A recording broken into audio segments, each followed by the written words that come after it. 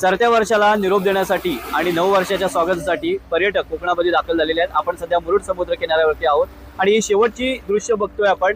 या मुरुड समुद्र किनाऱ्यावरती पर्यटकांची अलोट गर्दी आहे। आपण अशा प्रकारे या मुरुड समुद्रावरती सूर्य बघतोय आपण। सूर्यास्त पाहण्यासाठी पर्यटकांची अलोट गर्दी आपल्याला पाहायला दिसते। सरत्या वर्षाला निरोप देण्यासाठी आणि 2026च्या स्वागतासाठी आज 31 डिसेंबर रोजी राज्याच्या विस्तीर्ण समुद्र किनाऱ्यावर पर्यटकांचा महापूर लोटल्याचं आपल्याला पाहायला मिळतंय।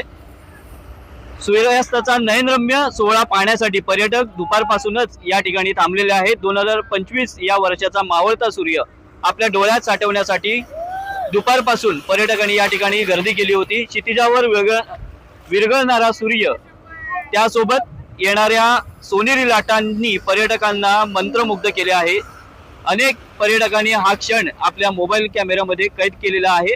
आठवणींना उजाळा देत असतानाच हा सूर्यास्त उद्याच्या नवीन आशांची किरण घेऊन येईल अशी आशा व्यक्त करूया। यावेळी पर्यटकांनी सुद्धा म्हटलेलं आहे सूर्यास्त झालेला आहे। अशा प्रकारे या समुद्र किनाऱ्यावरती आपण या साईडला बघितलं तर मगाचपासून जे पर्यटक आलेले आहेत महाराष्ट्राच्या कानाकोपऱ्यातून यांनी जलक्रीडाचा आनंद सुद्धा घेतलेला आहे। अजूनही पर्यटक या ठिकाणी आपण बघतोय हे आपल्याला जलक्रीडाचा आनंद घेताना आपल्याला पाहायला मिळतोय।